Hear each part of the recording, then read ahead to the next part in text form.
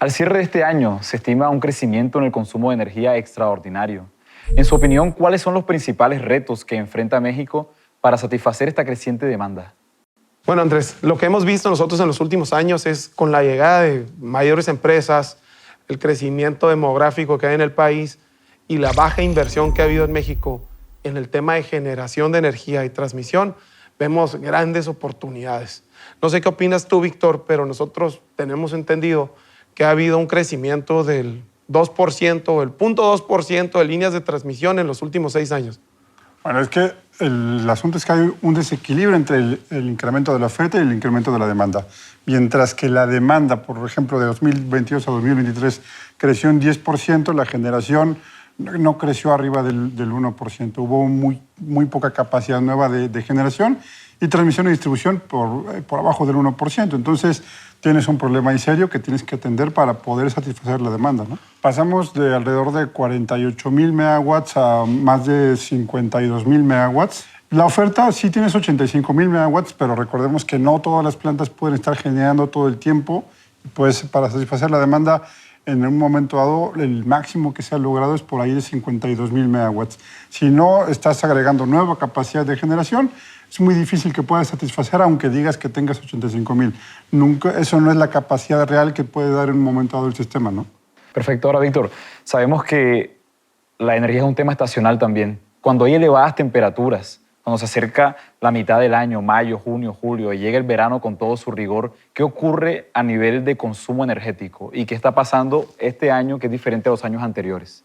Bueno, este año primero se incrementó la temperatura de la Tierra, digámoslo, de una forma impresionante, pero no solamente eso, sino que se adelantó las ondas de calor. El verano prácticamente empezó desde inicios de mayo.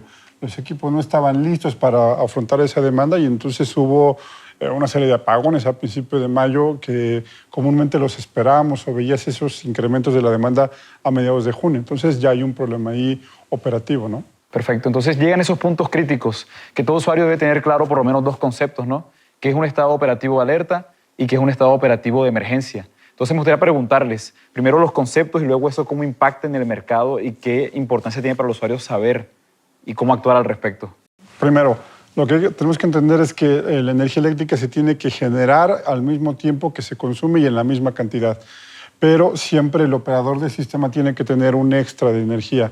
Cuando ese extra es menor del 6%, hay un estado operativo de alerta, que lo único que dice es todos los que están participando del sistema tienen que estar atentos porque puede haber algún riesgo de insuficiencia de energía.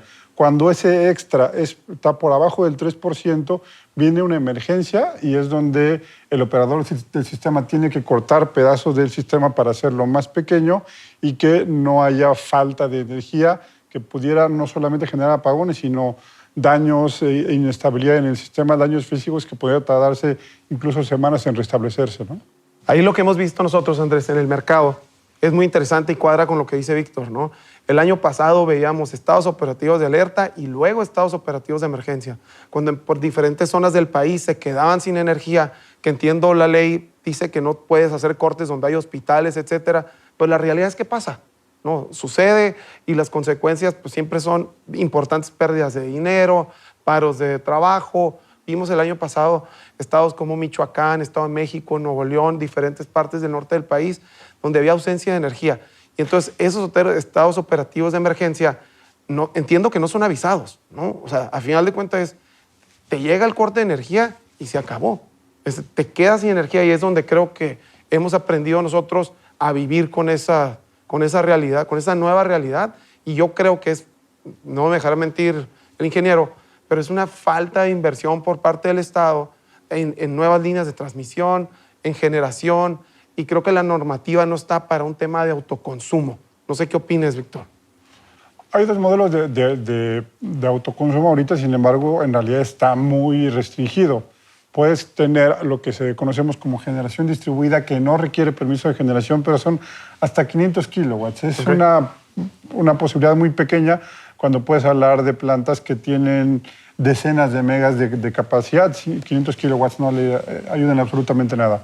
Hay otra modalidad que se llama abasto aislado interconectado y que, hay que decirlo, están empezando a dar permisos, están liberando permisos y que puede ser una opción interesante, que son más arriba de 500 kilowatts y empezar a generar ya sea con gas o con solar, por ejemplo. Y está empezando a darse eso, pero es una reacción justo a la falta de capacidad del sistema para abastecer y te dan permiso de que lo hagas, ¿no? Es decir, si recapitulamos en este punto, el usuario está frente a un sistema que está saturado en la medida en que hay menor oferta o una oferta que es insuficiente a la demanda que está creciendo como tal, en la medida en que también nuestra legislación tiene un límite para poder hacer una autogeneración que está en 0.5 megas. Sin permiso, sí. Como tal, permisos de esa índole. Ahora, ¿hay experiencias de otros países como Brasil, por ejemplo, que tengan una capacidad mayor para que un usuario genere su propia energía? A ver, puedes, sin permiso, lo que se conoce como generación distribuida, hay lugares donde pueden ser de 5, de 7, hay lugares donde puedes generar todo lo que consumas independientemente del tamaño. Aquí en México el problema, todo el mundo quiere generación distribuida porque es el que no requiere permiso y los permisos estuvieron parados durante años. Pero en teoría con permiso tú podrías generar toda la capacidad que necesitaras y hay muchas empresas que lo hacen, ¿no? De acuerdo. Ahora bien, en este sentido, hablando de las políticas públicas, ¿de qué manera México requiere una solución que involucre tanto al ámbito público como privado para poder llegar a tener un sistema eléctrico nacional robusto, fuerte, que atraiga la inversión y que dé confianza tanto al inversionista nacional como extranjero al momento de asentar aquí sus empresas y comenzar a hacer de México un país más próspero? Bueno, lo primero que hay que mencionar es que hay partes que están reservadas al Estado. Los servicios públicos de transmisión y distribución solamente los puede hacer el Estado. Sin embargo, en otros momentos, los privados, por ejemplo, cuando quieren instalar un parque de generación de gran escala, tienen que aportar la línea de transmisión para interconectarse. Eso es parte de los proyectos. Pero sí se requiere probablemente del Estado, si no tiene la capacidad económica, de generar un poco de apertura para que el privado pueda no solamente generar, que es lo que le tiene permitido, sino invertir y poner una parte de su inversión para transmisión y distribución. Ahí lo que hemos visto nosotros, Andrés, y cuadra también con lo que comenta Víctor, es hay una limitante muy grande en leyes para tú poder generar. Quieren reservar todo el tema de generación hacia el Estado y no es suficiente. Llegan las empresas, ya escogieron a México, ¿no? para su inversión inicial y a lo mejor quieren crecer al doble su capacidad y no tienen con qué. Por ejemplo, entiendo que en Querétaro, Querétaro un estado aquí en nuestro país, que está estratégicamente posicionado muy fuerte en aeroespacial, donde están empresas muy grandes a nivel mundial, desde Safran, Lear, etcétera, y no pueden expandirse porque no hay acceso a energía. Entonces, ya le ganamos al resto de los otros 50 países con los que competimos. Y si no hay esa energía para poder producir, pues se van a ir a otro lado, ¿no?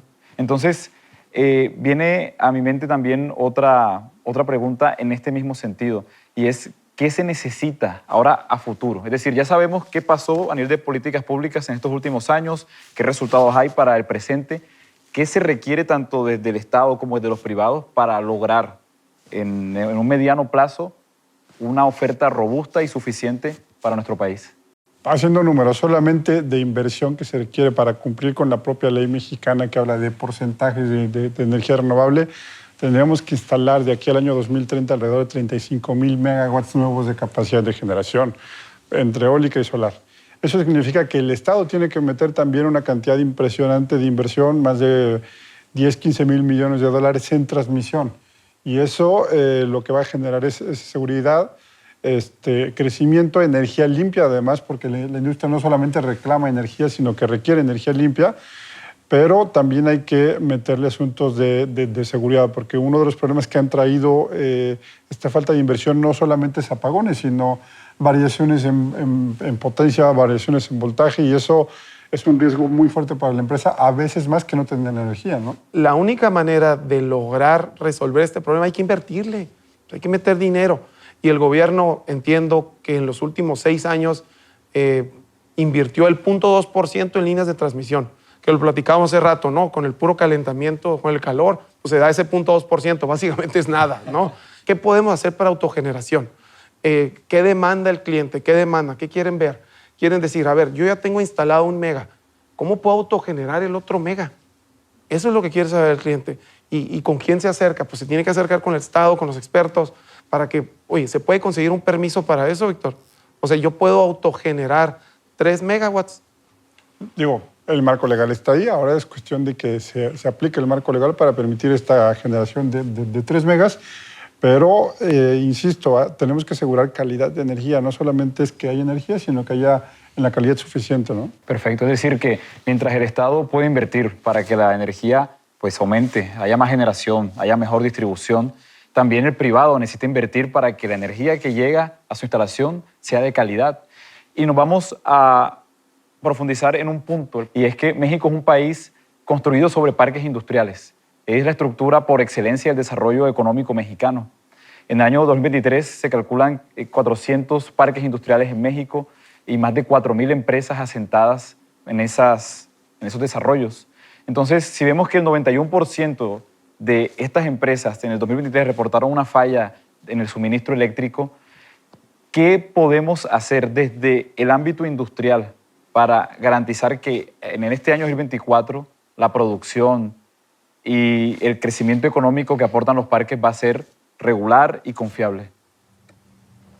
Bueno, ahí a nivel mercado lo que vemos nosotros es, primero tienes que proteger, ¿no? Si hay apagones, necesitas continuidad y para la continuidad hay productos.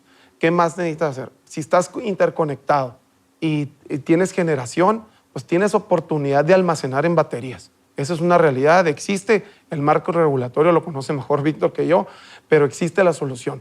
Antes el almacenamiento eran baterías de plomo ácido, cambió la tecnología, ahorita hay baterías de ion litio que ya están en un costo mucho más competitivo que hace 5 años y esa es una muy buena solución.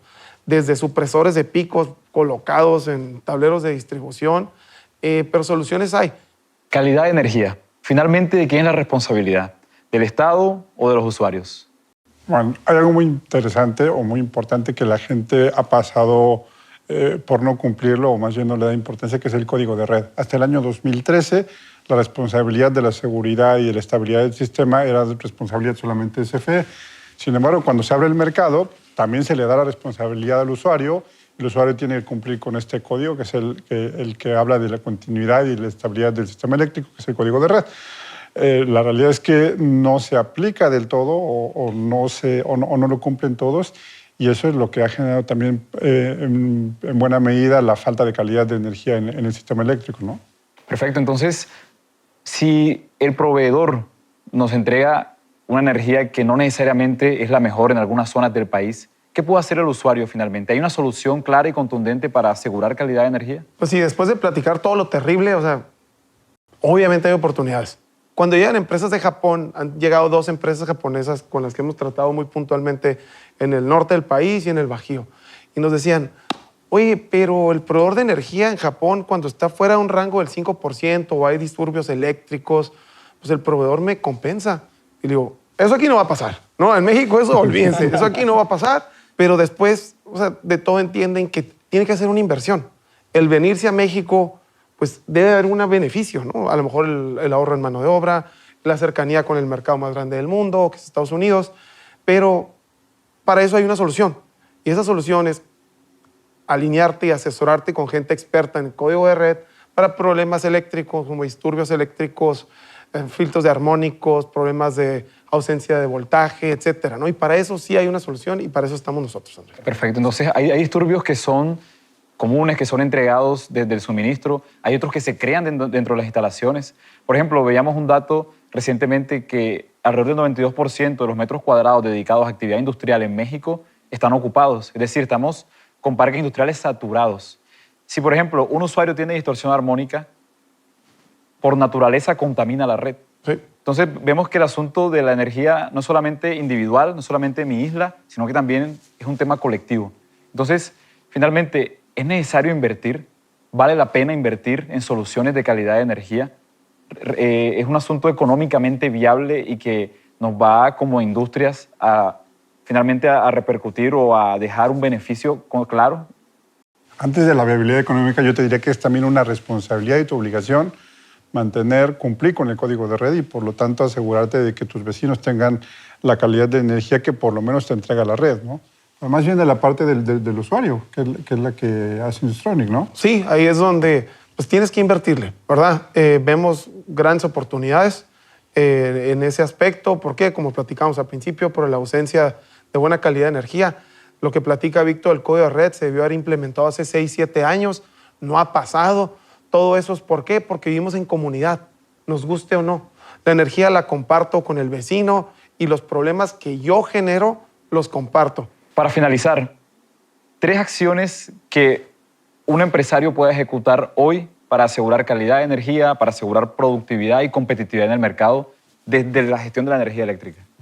Primero, analizar, medir e implementar. Y en las 3 tenemos soluciones para eso. O sea, primero necesitas un socio que te pueda asesorar. Segundo, tienes que medir.